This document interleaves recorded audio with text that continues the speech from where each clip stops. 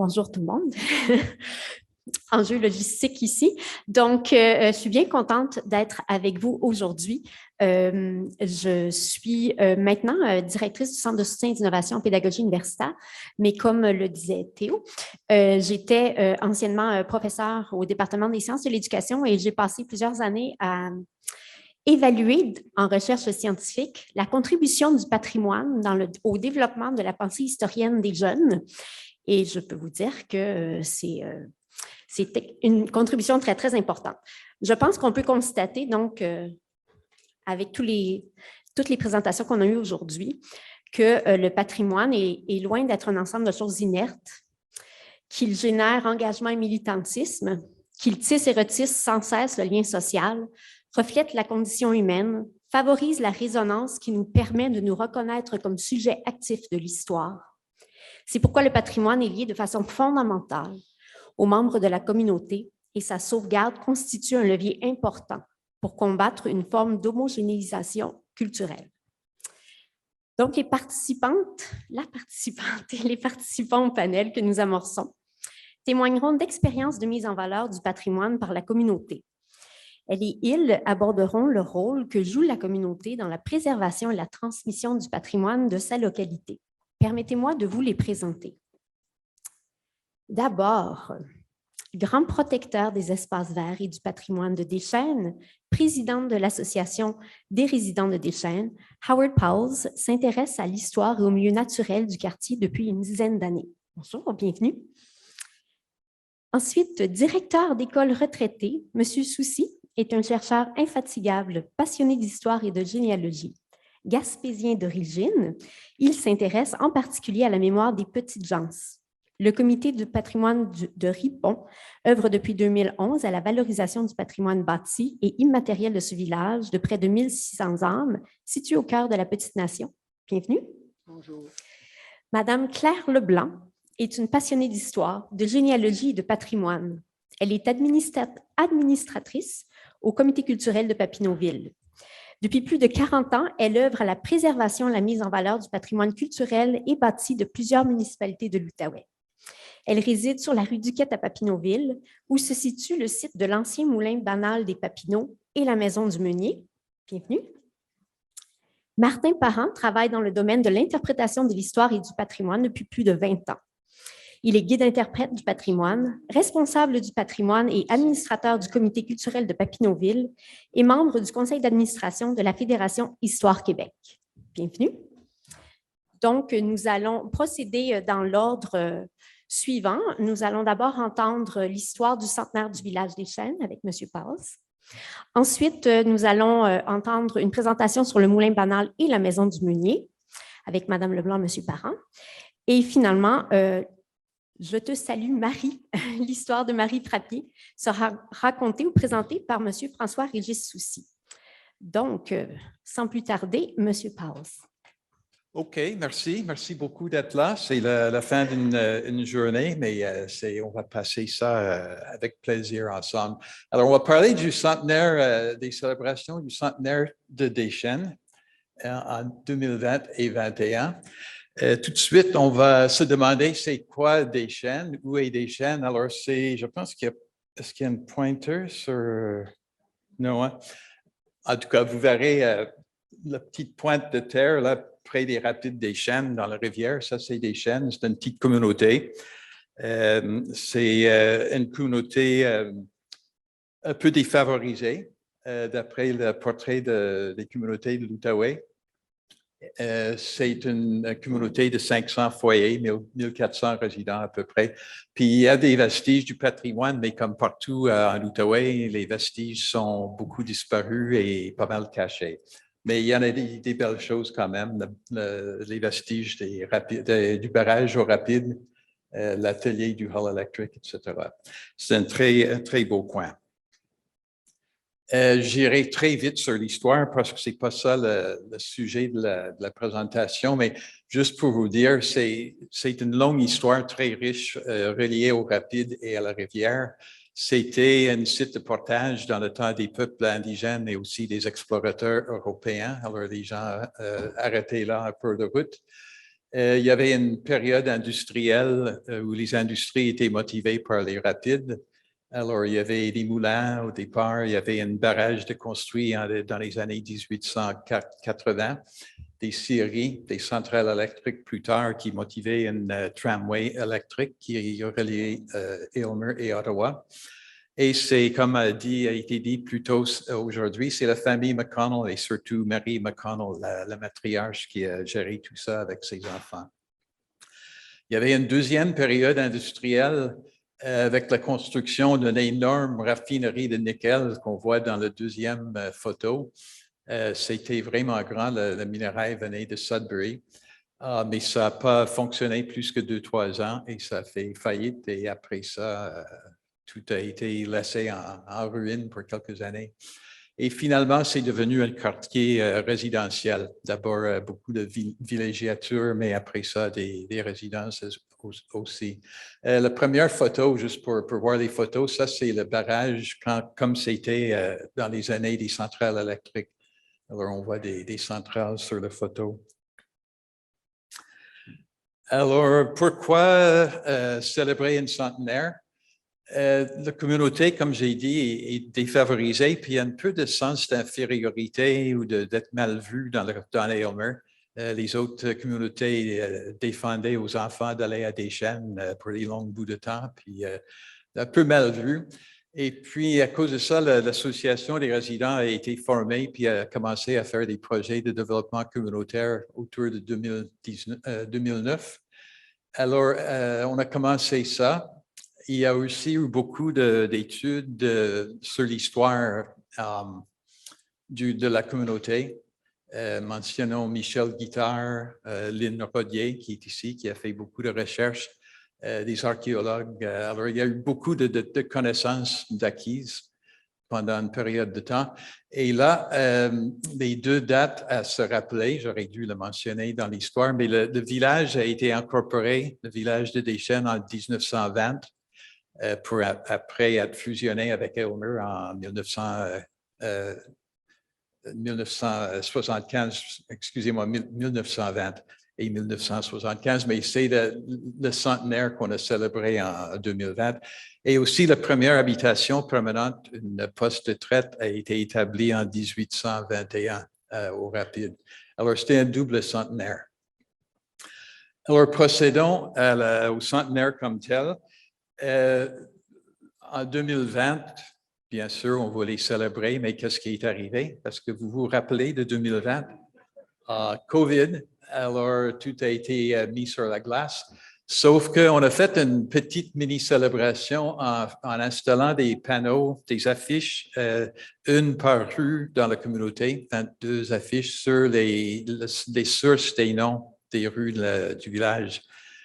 Et vous voyez le contenu, là, c'est une petite description.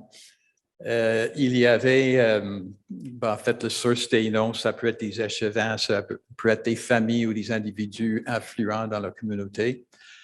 Et puis, on a eu beaucoup de commentaires positifs. Les gens sortaient marcher dans le temps de COVID et puis les gens aimaient ça. Et puis, ils nous ont dit que c'était une bonne chose. Alors, bonne raison pour faire une marche dehors dans le temps de COVID. Et puis, d'autres associations ont été intéressées par ça. C'était bon de voir que c'était vu comme une bonne idée. Mais en 2021, on a commencé avec la vraie célébration du centenaire avec un an de retard.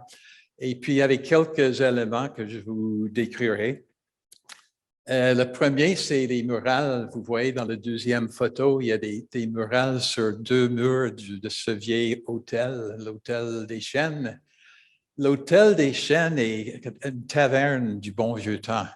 Certainement que vous vous rappelez de ça, au moins les hommes puis les femmes de l'extérieur peut-être, mais ce n'est pas des places haut de gamme, on va dire. Et vous voyez en haut, là, c'est comme un peu délabré. Il y a des résidents du quartier qui ont peur d'aller dedans ou même proches. Mais, excusez, vous voyez qu'avec les murales, ça va beaucoup mieux. Et puis, c'était comme étonnant de bâtir un lien entre des résidents et l'Hôtel des Chênes.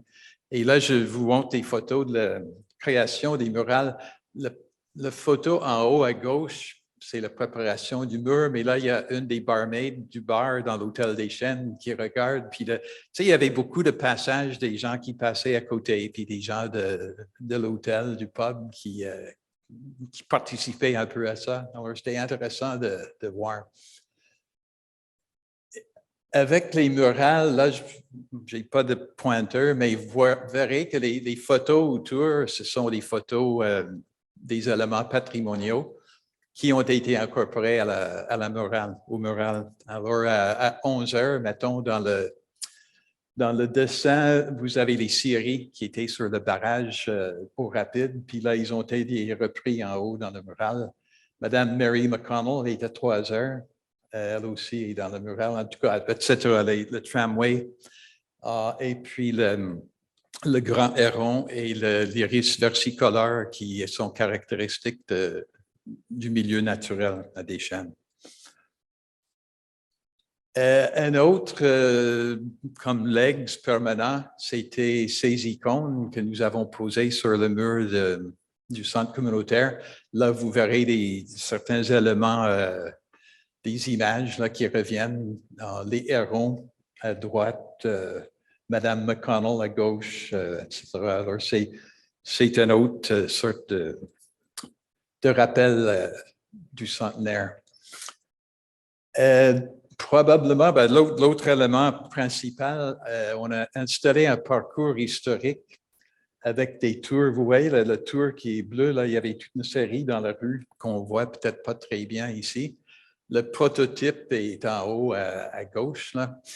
Et en bas de ça, à gauche, en bas, c'est les 3 créateurs principaux de ces tours-là. Notre graphiste Jasmin, Lynn est là, et Sophie Tremblay qui a écrit les textes.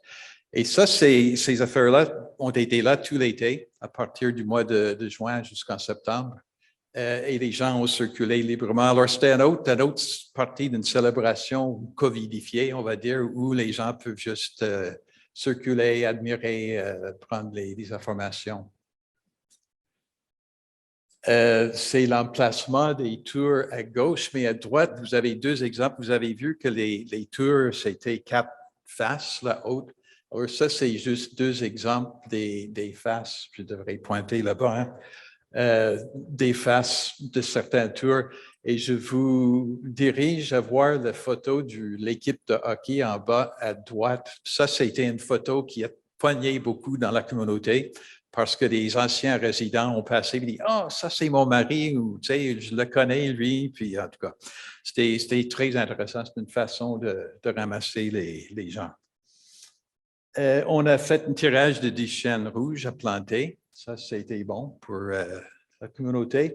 Et on a fait deux événements. Le lancement des murales le 4 août. Alors, vous voyez qu'il y a des gens qui écoutent des discours et puis regardent les murales. Et puis, c'était juste au début du déconfinement. Alors, c'était une belle occasion. Et aussi eu une fête communautaire dans le centre communautaire. Voilà, alors c'est pas mal ça. Les conclusions, les objectifs sont atteints. On a bâti les liens communautaires. L'animation et revitalisation du centre-ville de Deschênes, c'était un objectif de nous et de la ville, et ça a été célébré par la création artistique et distanciée, bien sûr.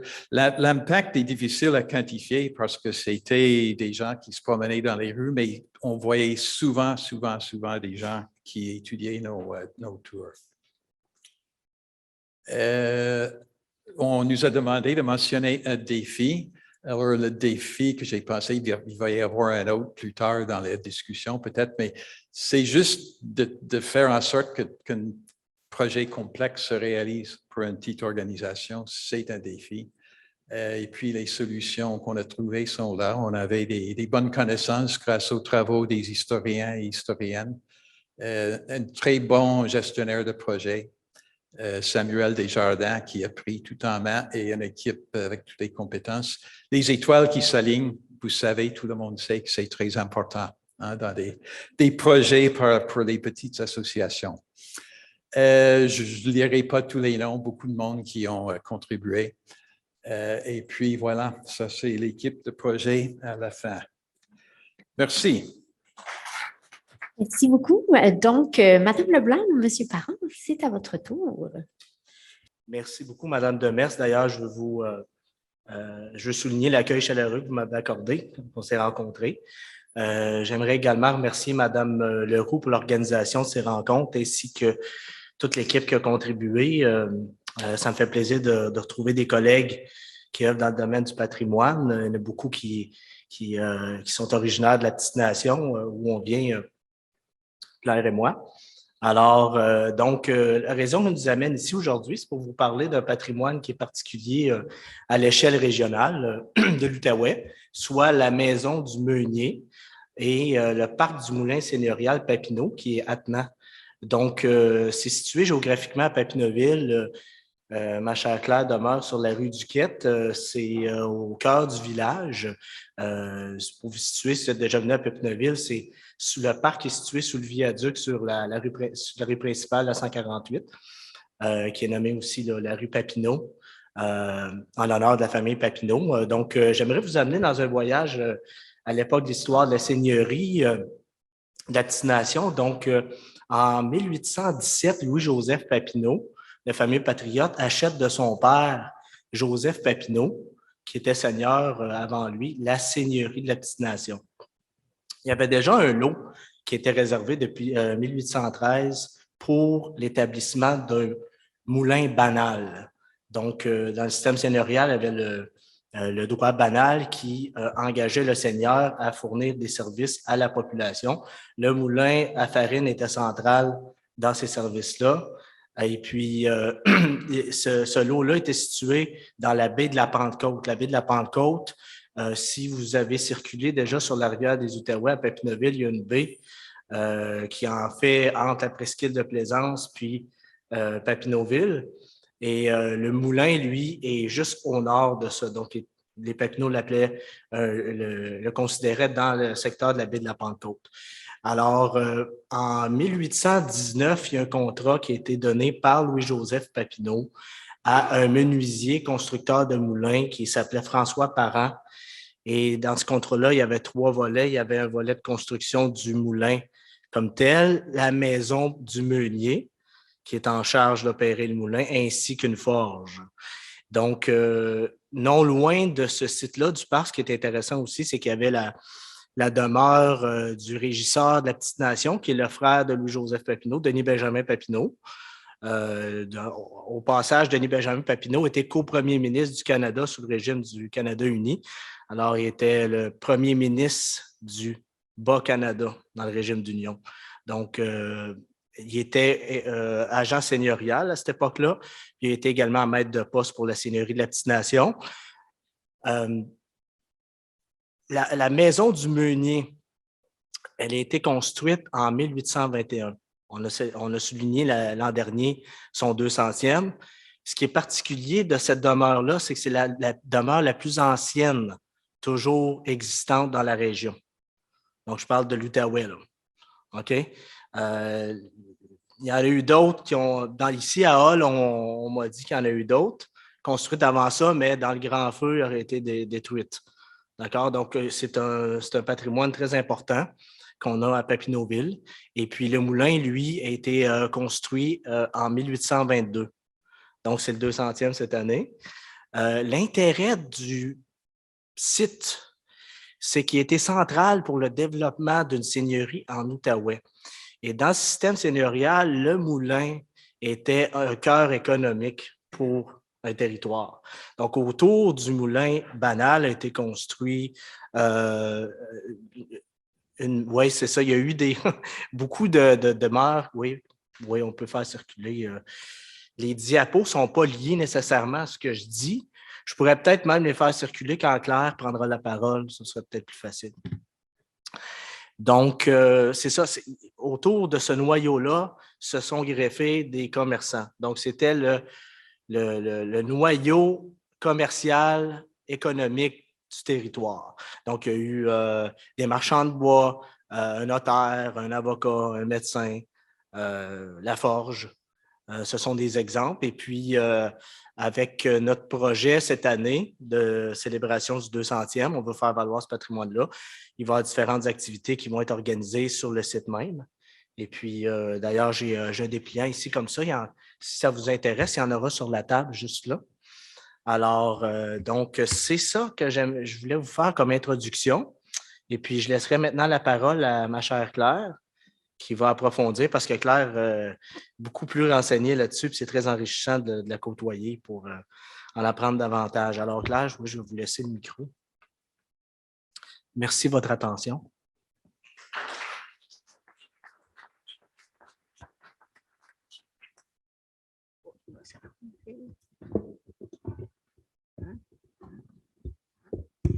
C'est un peu. Vous me verrez pas. Faire circuler les diapos ne sont pas nécessairement liés, comme tu disais. OK. Vous me direz si je vous entends bien, là? Vous m'entendez bien? Oui. La banalité dans la seigneurie de la Petite-Nation existe depuis que Joseph Papineau s'emporte acquéreur en 1801-1803. De là origine l'obligation d'avoir un moulin banal pour les censitaires. Mais les censitaires, en échange, eux autres, devaient tenir feu et lieu, c'est-à-dire habiter une maison, payer des censes et rentes. Le cense imposé à perpétuité de 1 ou 2 sous de front et la rente en argent, 1 ou 2 sous par arpent de superficie. Ces redevances étaient payées en argent ou en nature et un droit de mouture était réservé le 14e minot de blé. Chaque fois qu'il allait faire moudre le grain, il fallait qu'il laisse le 14e minot de blé. Le système seigneurial est aboli en 1854. Le dernier paiement des rentes seigneuriales se fait le 11 novembre 1940. Ça, c'est à la Saint-Martin, mettant fin aux droits et devoirs ainsi qu'aux privilèges honorifiques des seigneurs. Après la démolition du moulin à farine en 1979, la communauté exerce des pressions auprès de la famille Bonhomme et de la municipalité de Papineauville afin que celle-ci en prenne possession pour protéger le site. La vente est passée en juillet 1985. Cependant, le site reste à l'abandon. Mais certaines personnes veillent au grain. Le comité culturel de Papineauville débute un projet de mise en valeur du site qu'il présente à la municipalité de Papineauville pour son approbation en 1997. Finalement, la municipalité accepte de s'associer avec le comité, lui permettant de soumettre le projet au Bureau du millénaire du Canada. Grâce à ce projet visionnaire mis en place par la communauté, la demande est acceptée. Les travaux débutent en 1999 et en 2000, on célèbre l'ouverture du site avec les représentants du gouvernement fédéral, la MRC de Papineau, les représentants des familles Papineau et Bonhomme, le conseil municipal de Papineauville, le comité culturel et surtout la communauté fière de partager les souvenirs reliés à son patrimoine. En 2003, le comité culturel s'associe à la communauté pour le projet Papépoque. Une sculpture sera installée sur le site du moulin. Par fierté d'appartenance et reconnaissance à ses ancêtres et avec l'appui de la communauté, Lucien Chabot, sculpteur, a créé une œuvre écologique. Natif de Papineauville et descendant de la première famille arrivée en 1805, les Couillards. L'artiste, dans son enfance, a eu souvent visité le site. Il avait souvenir de l'activité autour du moulin à farine. La forge et la fabrique de beurre étaient actives. Voici un aperçu de la sculpture. Malheureusement, on ne l'a pas sur notre... C'est pas grave, vous allez le voir si vous venez nous visiter cet été. Il y a 4 grands bras qui symbolisent la complicité du forgeron avec le cheval, parce qu'il y avait une forge à proximité, essentielle au bon fonctionnement d'antan. Au centre se trouve la meule, et au-dessus, l'entonnoir qui orientait et contrôlait l'écoulement des grains. Au sommet, l'élément commémoratif, la livre de beurre pour la crèmerie de Papineauville, célèbre pour son bon beurre. Ça a été en fonction jusqu'à récemment, encore, il y avait encore les enveloppes de beurre de Papineauville qu'on voyait. Je pense que c'est dans les années 1985-90 que c'est disparu. La base représente la fondation du moulin, puis les éléments de bronze, petit artefact qui représente la vie quotidienne d'autrefois comme un livre d'histoire. La pierre, intégrée dans la base de la sculpture, provient de fragments d'une ancienne meule trouvée sur le site. Les élèves de 5e et 6e année du 3e cycle du primaire, École Saint-Pédis de Papineauville, ont réalisé les artefacts en bronze avec Ginette Trépanier, sculpteur-poète, en collaboration avec leur enseignante. En 2007, le nom du moulin seigneurial Papineau est attribué au parc. Le site n'a jamais été vandalisé depuis son aménagement en 2000. Les jeunes ont toujours participé activement à sa mise en valeur. Nous osons croire que c'est encourageant. Durant l'été 2022-2023, le Comité culturel de Papineauville vous invite à venir célébrer 200 ans d'histoire dans ce lieu ancestral imprégné de la mémoire collective des gens de la Seigneurie de la Petite Nation. Et l'an prochain, en 2023, on sortira un livre, c'est un collectif, sur le moulin à farine, le moulin banal des Papineaux. Merci.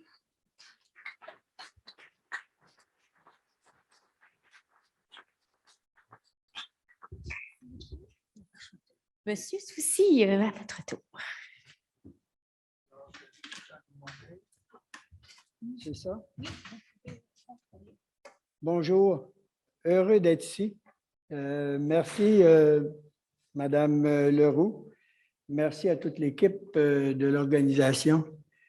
Le diapo commence et je dis tout de suite que je n'ai pas fait seul, je l'ai fait avec Marthe Lemery. Marthe Lemery, ça va mieux? Et voilà. Alors, c'était, disons, pour ce projet-là, ma Marie. Heureux de pouvoir partager avec vous un défi rencontré dans mes recherches faites sur Marie Frappier, épouse de David Groslot, qu'on connaissait mieux que Marie. Dans les écrits historiques, le couple est souvent mentionné comme étant le premier couple pionnier à s'établir à Ripon en 1846. Ils s'y établiront plutôt en 1848 ou début 49.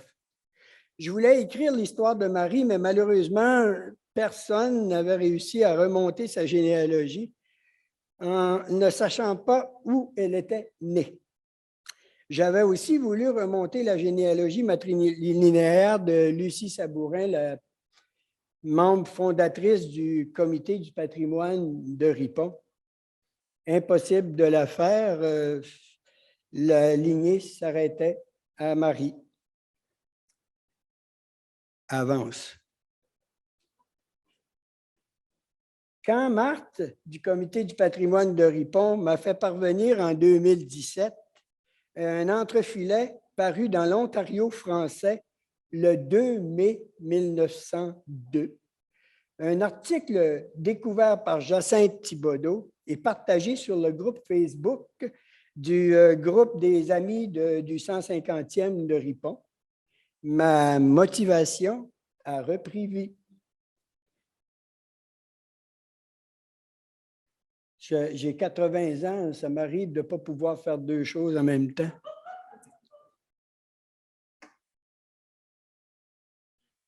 Trois choses que l'on sait d'elle. Avant de corriger les erreurs présentes dans l'article, ce qui m'intéressait le plus, c'était de donner suite aux trois énoncés suivants. Elle est la dernière survivante de ce groupe de colons en 1902 quand elle décède. Elle aimait raconter aux jeunes gens son histoire. Ça, j'ai accroché. Si elle aimait raconter, elle devait avoir une histoire à raconter. Et finalement, elle éprouvait un légitime orgueil face à ce qu'ils avaient accompli.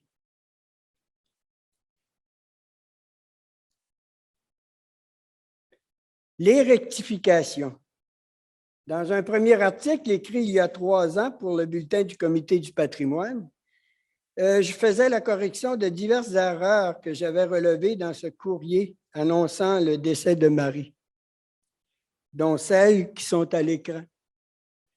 Son âge, l'endroit où elle était née, à Saint-Hubert au lieu de Saint-Cuthbert.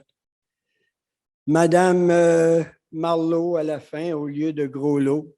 Ça, je n'ai pas compris vraiment pourquoi, mais ça arrive. Hein? Une machine qui écrit toute seule, là, des fois. Là. Mère de 18 enfants, elle en a eu 14. C'est pas mal, là, mais elle n'en avait pas eu 18. Du moins, on n'en a pas retrouvé 18. Et mariée à Montebello en 1835. Effectivement, là, d'après ce qu'on a, elle est mariée à 1835, mais on n'avait pas de date. Mais pas en 1838 parce qu'elle a eu un enfant en 1836 et un autre en 1838. Feu David Groslot. À la recherche de Marie. J'avais pas l'acte de mariage, puis ça, c'est sans doute à cause d'un problème à la mission de Montebello là, pendant la période du curé Thomas More, qu'on m'a dit, qui tenait ses registres de façon, disons, aléatoire. Je n'avais donc pas accès au nom des parents de Marie. Pourtant, toute la famille était bien présente dans la petite nation. Tous les enfants, le papa et la maman. Fille de censitaire, elle est la fille de Michel Frappier et Marguerite Fafard, qui demeuraient dans le fief Chicot à Saint-Cuthbert, où les premiers colons se sont établis vers 1730. À la naissance de Marie, le 30 octobre 1816, la famille comptait déjà 3 garçons et 4 filles de 14 à 3 ans. S'ajouteront, après la naissance de Marie, 3 autres garçons. Épouse d'un colon métis, Marie va épouser David Groslot, né, croit-on, en 1809. Son père, David, est un ancien voyageur et sa mère, Marguerite, un membre de la nation Kootenai de la Colombie-Britannique, lui donnera sans doute naissance là-bas. David a été baptisé, par contre, à Saint-Joseph de Deschambault et son père est dit résident là, à ce moment-là, cultivateur à Cap-Santé.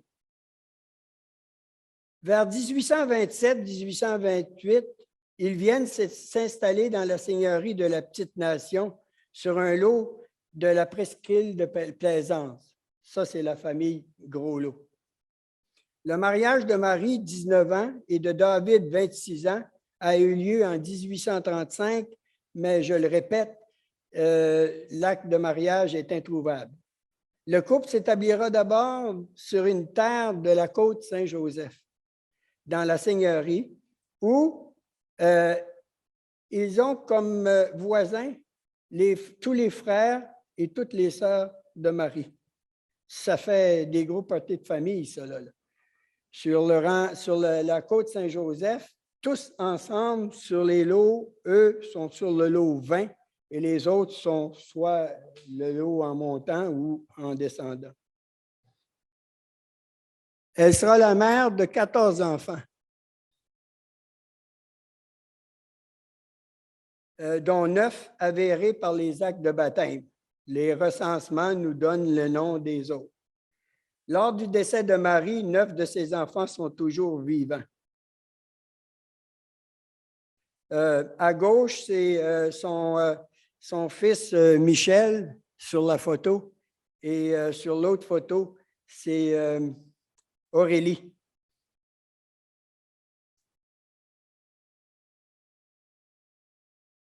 Il y a quelque chose qui ne se produisait pas vraiment souvent dans ce temps-là.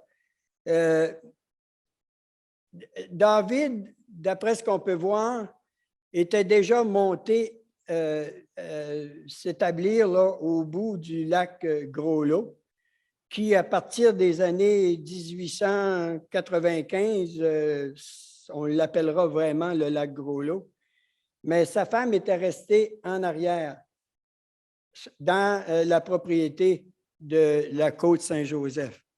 Et son mari va lui donner une procuration pour qu'elle puisse s'occuper de la vente de la maison.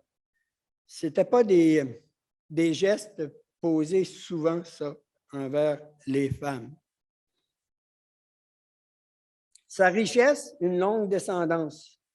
Outre les descendants et descendantes portant le patronyme Gros-Lot, plusieurs autres familles de Ripon liées par le sang à David et Marie portent d'autres patronymes tels les Larose d'Ideguire, les Lavergne, les Lefebvre, les Périard, les Richer, les Sabourins, les Vallée, les Beauchamp aussi.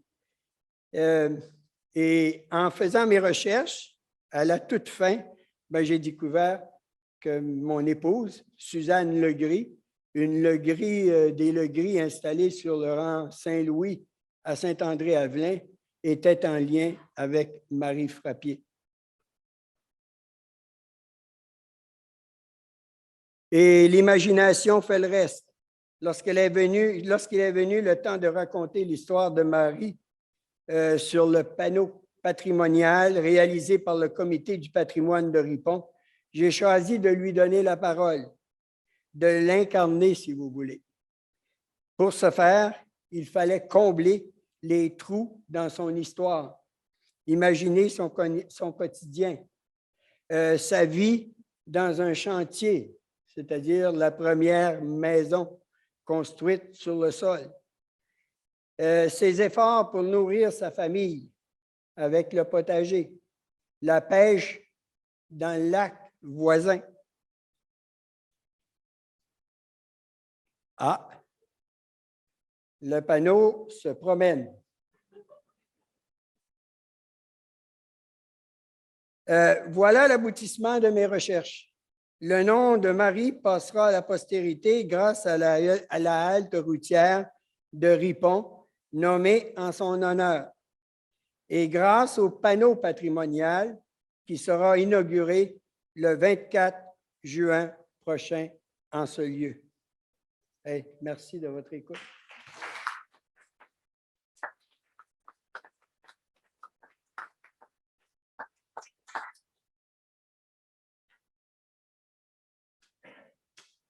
Ça va.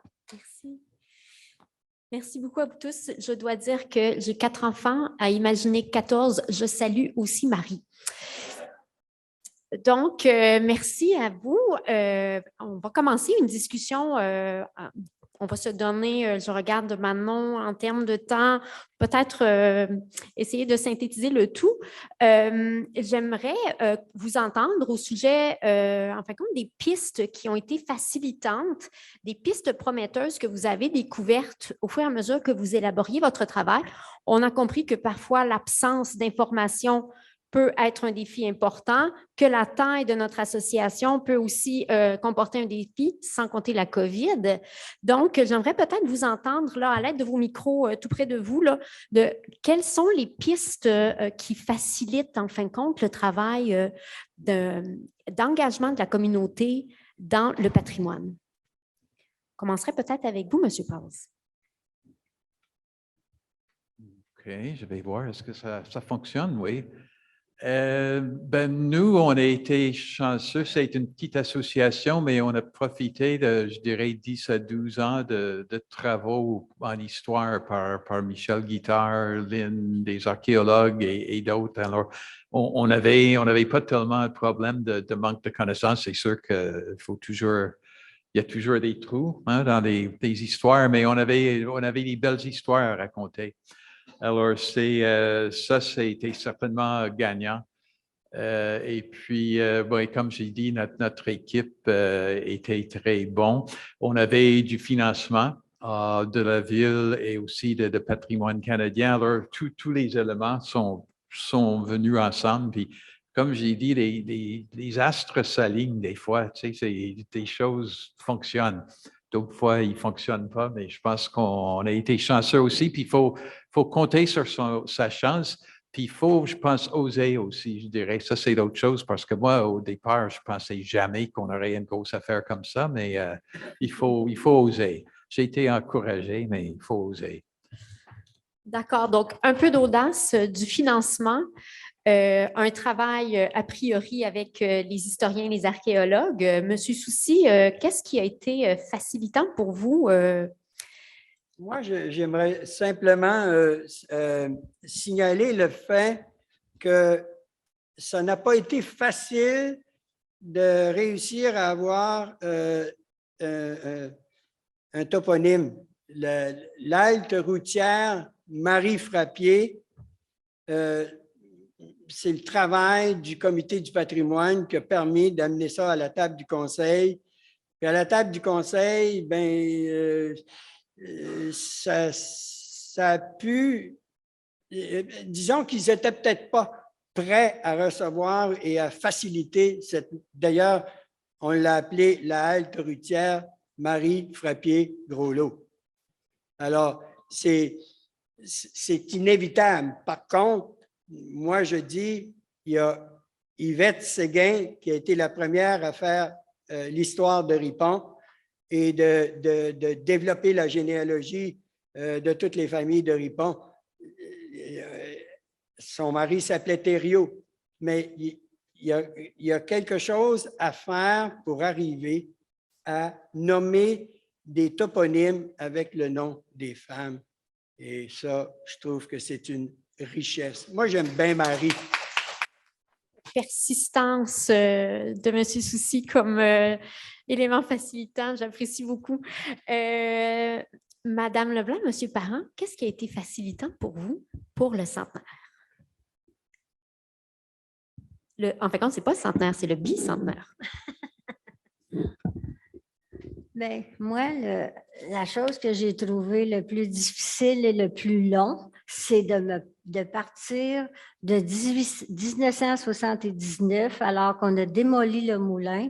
J'étais sur le pont, je l'ai vu démolir, puis je m'étais dit qu'un jour, je ferais quelque chose avec ça. Puis j'ai pris tout ce temps-là pour faire quelque chose avec. J'ai persévéré, c'est peut-être pas de l'acharnement, mais je pense que le conseil l'a pris comme ça. Mais vous avez gagné face au conseil quand même. Oui, ça a été long, mais... Le volontaire. Non, c'est correct.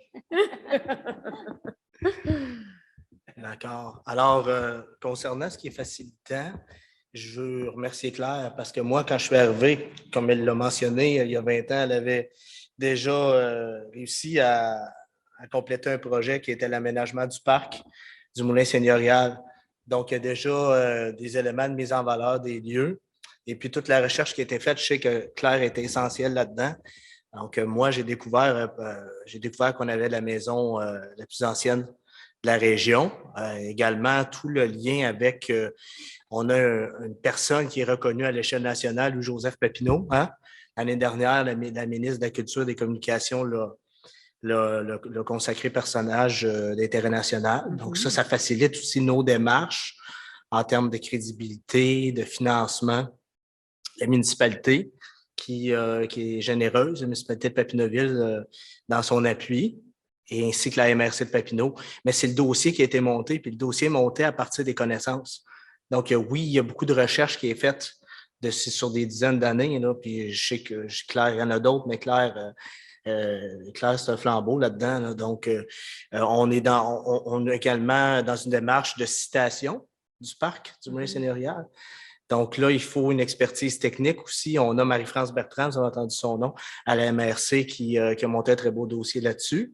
Pour le livre, OK, donc ça, c'est intéressant. L'année prochaine, on veut sortir un livre. Bien ça, c'est un comité qui fait la recherche là-dessus, puis c'est un volet, il y a la dimension historique, après ça, technique, il y a le fonctionnement des moulins. Donc, le réseautage, c'est bien important.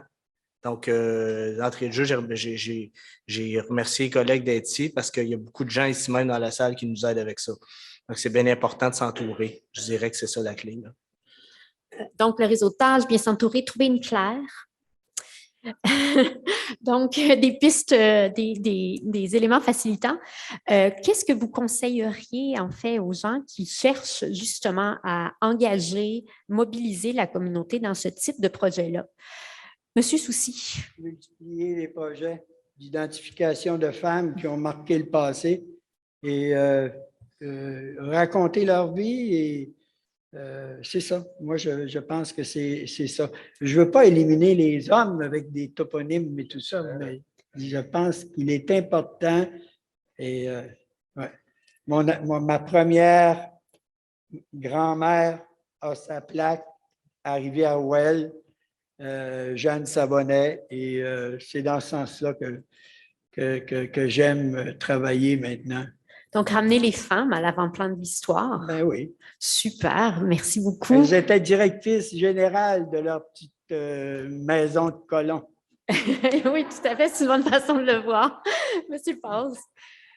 Monsieur Paz. Oui, OK.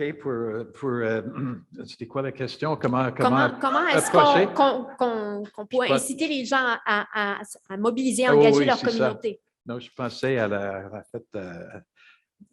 faites apprécier les femmes, moi, je suis absolument d'accord. Oui, c'est ça, comment approcher. Moi, je dirais, n'ayez pas peur d'approcher les gens, d'aller vers les gens. Puis je pense à notre hôtel des Chênes là, qui était un peu difficile pour les gens. Tu sais, c'est un pub avec des vidéos poker, puis on agite. Moi, je ne pensais jamais qu'on les pourrait embarquer, ces gens-là. Et c'est des gens les plus sympathiques. Là. Ils s'intéressent au patrimoine, puis ils veulent savoir. Et puis, alors, il ne faut pas hésiter d'aller vers les gens. Et aussi, je pourrais dire suggérer aux gens l'idée des affiches, soit toponymiques ou généralement, là, comme votre panneau, mais même des affiches comme temporaires avec des informations dans les rues, ça peut vraiment amener les gens. Ah, ça, c'est une suggestion. Super, merci Madame Leblanc. Monsieur Parent.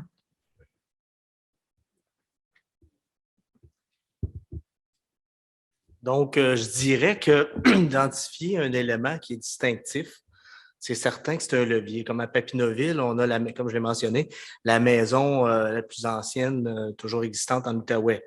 Donc, il y a une évidence à investir dans un projet qui tourne autour de ça. Le noyau économique de la Seigneurie, le parc qu'on veut mettre en valeur, ce l'était à l'époque. Donc, également, je dirais que de trouver une utilité contemporaine au patrimoine. Comme ce site-là du parc, il y a un intérêt à Papineauville de l'employer à des fins de loisirs. Exemple, des spectacles, des événements. Et au niveau touristique également, là, on fait la connexion avec les chemins d'eau de Tourisme Outaouais, par exemple. C'est situé parallèle à la rivière des Outaouais. Il y a un ruisseau, le ruisseau qui s'appelle Saint-Amédée, qui est Amédée Papineau, étant le fils de Louis-Joseph Papineau, était seigneur. Donc, c'est lié avec des éléments qu'on cherche à promouvoir là, dans l'économie actuelle. Donc, je pense que d'aller chercher, faire des liens avec ça, ça amène les partenaires à s'investir, puis ça donne des retombées dans le milieu. J'aime beaucoup quand le patrimoine sert au niveau des retombées économiques.